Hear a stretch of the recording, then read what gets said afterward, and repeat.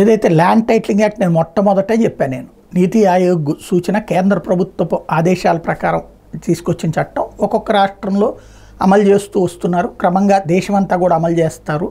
ఎందుకయ్యా అంటే మనం రిజిస్ట్రేషన్కి డబ్బులు కట్టి మరి రిజిస్ట్రేషన్ చేయించుకుంటే ఎవడో వచ్చి లిటిగేషన్ పెడితే రిజిస్ట్రేషన్ శాఖ నాకు సంబంధం లేదంట, రెవెన్యూ శాఖ నాకు సంబంధం లేదంట, కోర్టు మళ్ళీ వాళ్ళనే అడుగుతుంది అది కరెక్టో కాదో కొలిచి చెప్పండి. ఇవన్నీ కూడా ఇప్పుడున్నటువంటి ఈ ల్యాండ్ టైటిలింగ్ యాక్ట్తో ఉన్నటువంటి మంచి కాన్సెప్ట్ ఏంటంటే అట్లాగా ఏదైనా ప్రాబ్లం వస్తే ఇన్సూరెన్స్ ప్రభుత్వం డబ్బులు కడుతుంది.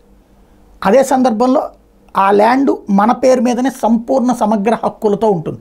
ఇక ఎవడు ఏం చేయడానికి వీల్లేనటువంటి ఒక చట్టాన్ని కేంద్ర ప్రభుత్వం ప్రతిపాదిస్తే రాష్ట్ర ప్రభుత్వం అమలు చేస్తే దాన్ని తప్పుడు ప్రచారం చేస్తున్నారు. అదే కేంద్రంతో సంబంధాల్లో ఉన్నటువంటి భారతీయ జనతా పార్టీతో పొత్తులో ఉన్నటువంటి తెలుగుదేశం అని ఇంతకుముందే ప్రస్తావించారు. ఇప్పుడు ఈ అంశం మీద కీలకమైనటువంటి అంశం ఏంటంటే ఐవైఆర్ కృష్ణారావు మాజీ చీఫ్ సెక్రటరీ క్వశ్చన్ చేశారు. ల్యాండ్ టైటిలింగ్ చట్టాన్ని రూపొందించి దాన్ని అమలు చేయాలని సిఫార్సు చేసింది బీజేపీ అని, అదే చట్టానికి వ్యతిరేకంగా బీజేపీ గుర్తు తెలుగుదేశం పార్టీ ఎన్నికల ప్రకటనలు జారీ చేస్తుంటే ఏపీ శాఖ నిద్రపోతోందని రిటైర్డ్ ప్రభుత్వ ప్రధాన కార్యదర్శి సిఎస్ బీజేపీ నాయకుడు ఐవైఆర్ కృష్ణారావు తీవ్రంగా మండిపడ్డారు.